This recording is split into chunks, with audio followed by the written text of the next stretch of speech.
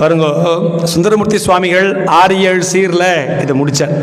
இதுவாவது ஒரு 5ஆம் நூற்றாண்டிலிருந்து 10ஆம் நூற்றாண்டுக்குள்ளே எழுதப்பட்ட இயற்றப்பட்ட புராணம்.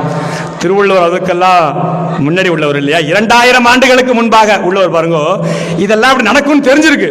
அது ரெஃபரன்ஸ் முன்னாடி என்ன பண்ணிட்டார், வள்ளுவர் நமக்கு கொடுத்து விட்டார். அது என்ன குறள்னா, எண்ணியாங்கு எய்துப எண்ணியார் திண்ணியர் ஆகப்பெறின். பாருங்க, ரொம்ப மிக முக்கியமான சொல் இந்த இடத்துல இருக்கு.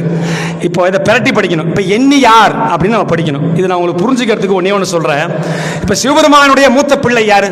விநாயகர். அவருக்கு என்ன பேரு? பிள்ளைன்னு தனியா சொல்றோமா? அவருக்கு ஒரு மரியாதை போடுவோம். ஆர், பிள்ளையார். தந்தை மதிப்பு மிக்கவர். என்ன தந்தையார் போடுறோம் இல்லையா, தாயார். இப்ப வரன் கொடுப்பா மாமியார், மாமனார். என்ன பண்ணுவோம், ஒரு ஆர் போட்டா என்ன அர்த்தம்? மதிப்பை கூட்டக்கூடிய விஷயம் நம்ம நல்லா தெரியும் இல்லையா.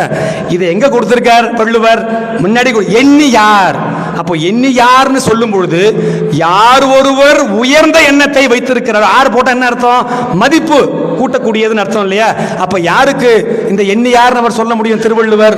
யார் ஒருவர் ஒரு நிலையான மனதோடு நியாயமான முறையிலே ஒழுக்கத்தோடு எண்ணத்தை உடையவர்கள். ஒரே சொல்லதான் பாருங்க, எவ்வளவு அர்த்தம் இருக்கு பாருங்க. எண்ணியார் திண்ணியர். இப்போ ஒரு நாளைக்கு, இப்போ 1 மணி நேரம் நம்மெல்லாம் நல்லபடியா என்ன பண்ண போறோம், நல்லவர்களாக இருக்க போறோம். 1 மணி நேரம் நினைச்சிட்டு வீட்டுக்கு போன உடனே ஏதாவது திருடுதனம் பண்ணாங்க, அது புண்ணியம் இருக்குமா? நமக்கு ஏதாவது நமக்கு வாழ்க்கையில் நல்லது நடக்குமா? வாய்ப்பு இல்லை. அப்போ எண்ணியார் திண்ணியர்.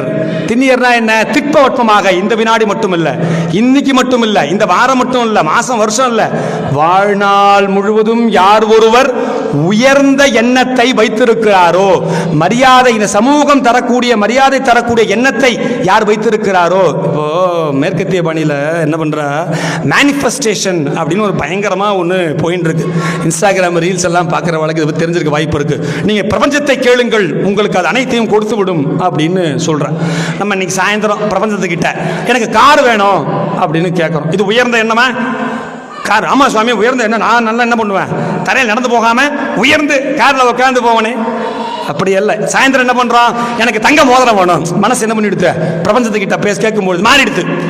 அப்போ நாளடி காத்தால எனக்கு சிபிஎஸ்சியில் எனக்கு பையனுக்கு சீட்டு கிடைக்கணும், அவன் என்ன படிக்கணும், இந்த பக்கம் மாமியார் எங்கிட்ட நல்லபடியாக நடந்துக்கணும். அப்போ என்ன ஆகுது, நமக்கு நம் கேள்விகளும் நமக்கு தேவைகள் என்ன பண்ணுறது, மாறிண்டே இருக்கு. இப்படி மாறிண்டே இருந்தால் பிரபஞ்சம் எதை கொடுக்கும்? இன்னைக்கு ஒன்று கேட்டு நாளைக்கு ஒன்று கேட்டாக்க எதாவது நமக்கு கொடுக்க வாய்ப்பு இருக்குமா? அப்போ அதெல்லாம் வேலை செய்யணும்னா என்ன பண்ணணும்? எண்ணியார் திண்ணியர். கொஞ்சம் கூட அதில் நமக்கு சந்தேகமே இருக்கக்கூடாது. எப்போ சந்தேகம் இல்லாமல் இருக்கும்? நம் எண்ணத்திலே பிறருடைய நலன் எப்பொழுது இருக்கிறதோ அப்பொழுது அதிலே என்ன பண்ணாது, நமக்கு எந்த விதமான சந்தேகமும் ஏற்படாது. ஏன்னா நமக்கு யோசிக்கும் பொழுது நல்லா இருக்கிய, அதனாலதான் எண்ணம் மாறிண்டே இருக்கும். அடுத்த வாழ்க்கை உதவி பண்ணணுங்கிற எண்ணம் இருக்கும்போது அந்த எண்ணம் என்ன பண்ணாது, மாறவே மாறாது.